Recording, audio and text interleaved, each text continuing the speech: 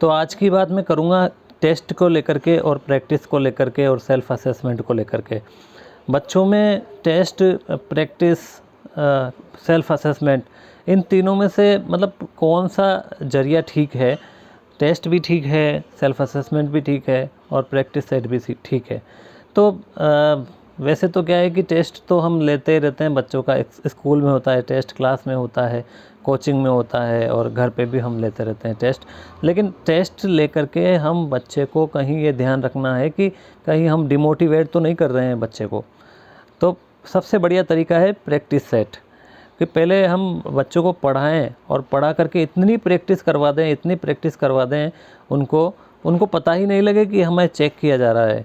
तो practice set से हम बच्चों को चेक भी कर सकते हैं, लेकिन बच्चों को ऐसा लगना ही नहीं चाहिए कि हमें कोई रैंक दी जा रही है या फिर हमारी इंसल्ट होगी। हम अगर अच्छा टेस्ट नहीं करेंगे, परफॉर्म नहीं करेंगे तो हमारी इंसल्ट होगी। तो बच्चा आगे बढ़े, मतलब जहाँ पर अटका हुआ है वो उससे आगे बढ़े, इसके लिए हम टेस्ट लेते हैं। तो एक तो टेस्ट खुद के लिए हो गया कि बच्चा खुद अपने आप से डिसाइड करेगा कि यार मैं अटका पड़ा हूँ तो कहाँ अटका पड़ा हूँ और मुझे क्या ज़रूरत है। खुद की ज़रूरत को खुद पहचानना, ये सबसे बड़ा तरीका है सेल्फ असेसमेंट का। तो हम टीचर्स जो हैं, बाकायदा टीचर्स हैं या फैमिली मेम्बर्स हैं या पेरेंट्स हैं, तो जो भी टेस्ट लेते हैं तो हम क्या गलती कर देते हैं कि भाई हम बच्चों को अच्छा बुरा बता देते हैं कि भाई तू इस सब्जेक्ट में ठीक नहीं है, तू इस सब्जेक्ट में अच्छा नहीं है, तुझे और प्रैक्टिस की ज़रूरत है। तो बच्चा क्या है कि डिमोटिवेट हो जाता है, बार बार ऐसी बातें सुनता है तो वो एक तो बोर हो जाता है और डिमोटिवेट हो जाता है। तो इससे बढ़िया सबसे अच्छा तरीका है कि बच्चों को सेल्फ असेसमेंट मोड पर के ले करके जाएँ। जैसा हम खुद भी देखते हैं हमारे जीवन में, हम अपने आप को चेक करते हैं कि हम कहाँ पर अटके पड़े हुए हैं, हमें किस चीज़ की ज़रूरत है आगे। तो वैसे ही बच्चा भी खुद अपने आप को देख करके सेल्फ रेस्पॉन्सिबल बने, सेल्फ मतलब लर्नर बने।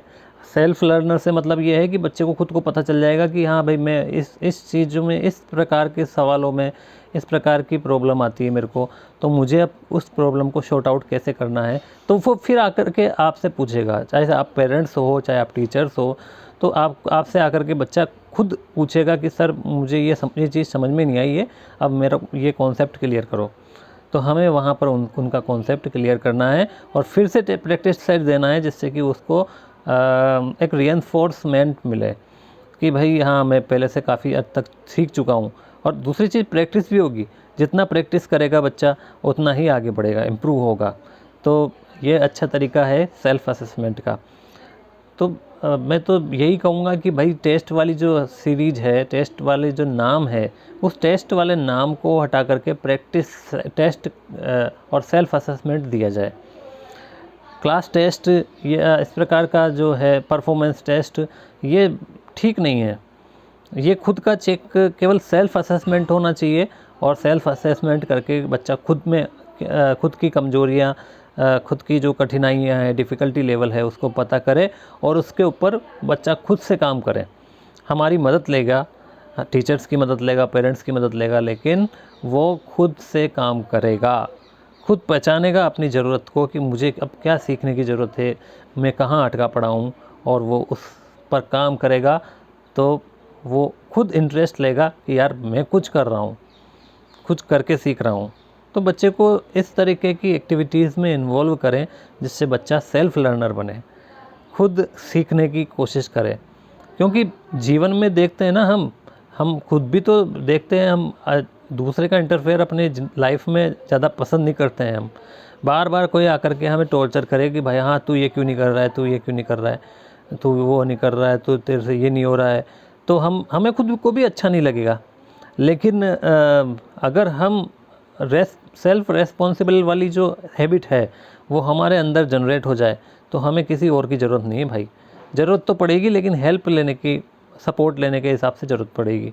बार बार कोई आकर के हमें टॉर्चर करेगा तो हमें वो ठीक भी नहीं लगेगा और हम वो उस काम को करना ही छोड़ देंगे। परेशानी ये है।